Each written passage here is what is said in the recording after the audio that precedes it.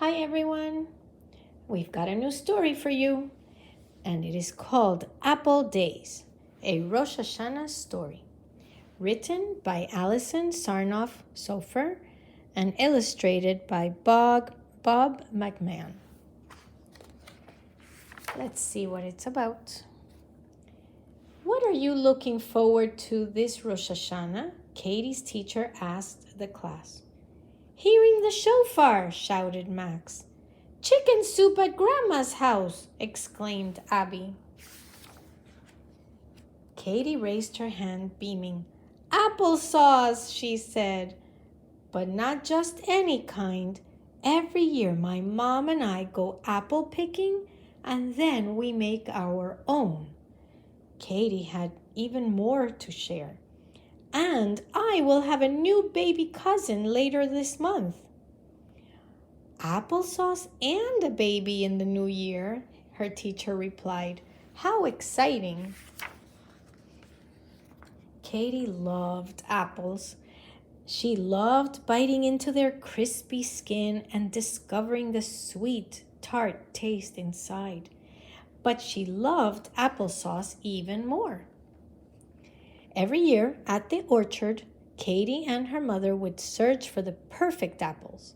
They would walk the rows, picking some of each variety until their bucket was full. I've never done that. I don't know if you have. At home, Katie would place the apples on the kitchen counter and her mother would start to peel. Katie watched as her mother's steady hands moved quickly in circles, unraveling the skin like a thread from a spool. Then Katie's mother would core and slice the apples, and Katie would put them into their biggest pot. You could see here. Katie would then take cinnamon and sugar from the pantry and sprinkle them into the pot. Finally, she would squeeze in some lemon juice and add a little bit of water. Soon the kitchen would fill with the sweet smell of apples and cinnamon. Just thinking about it made Katie's mouth water. She was remembering what she does every year. Let's make next Wednesday Apple Day, said Katie's mother, and Katie drew a big apple on the calendar. Katie told everyone about Apple Day. Soon her dad knew, and her neighbors knew, and Carla the hairdresser knew, and Sam the shoe store man knew. She told everyone.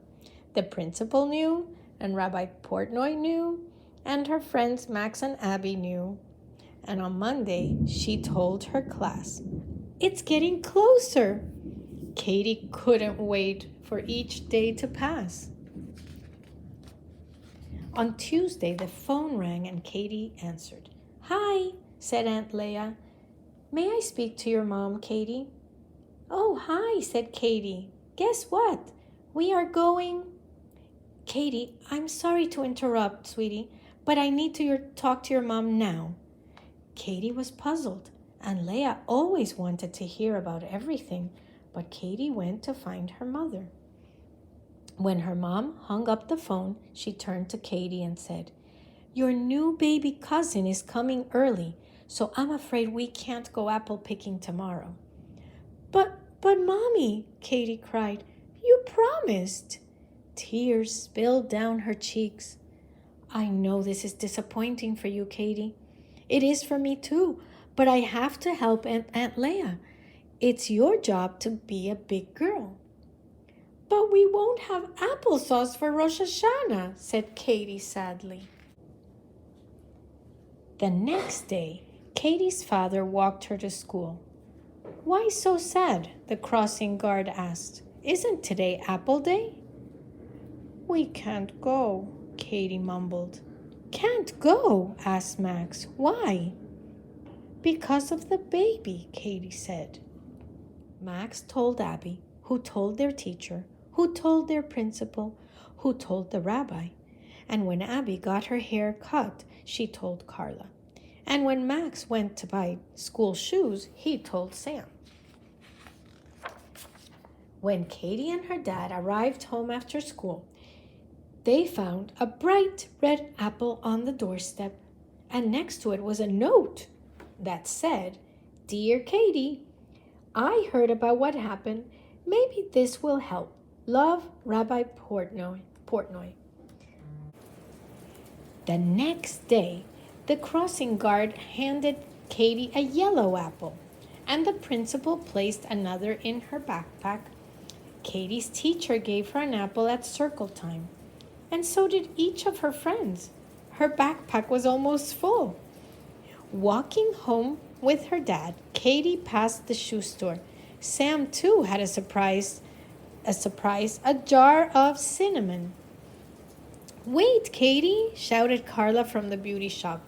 "I have some sugar and lemon for you."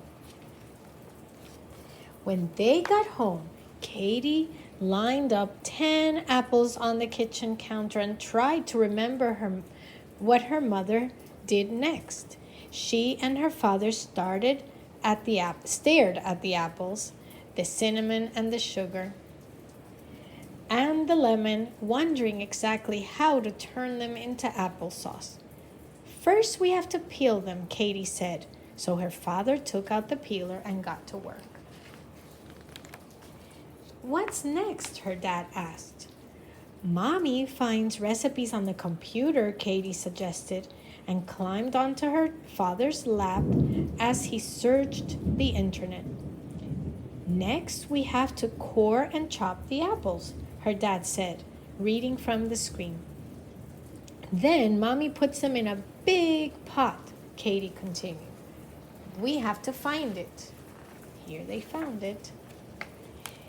In went the apples, then the cinnamon and sugar, and finally the lemon juice. Dad turned on the stove. Soon the kitchen filled with the sweet smell of apples and cinnamon. One taste and they knew. "We did it!" Katie exclaimed.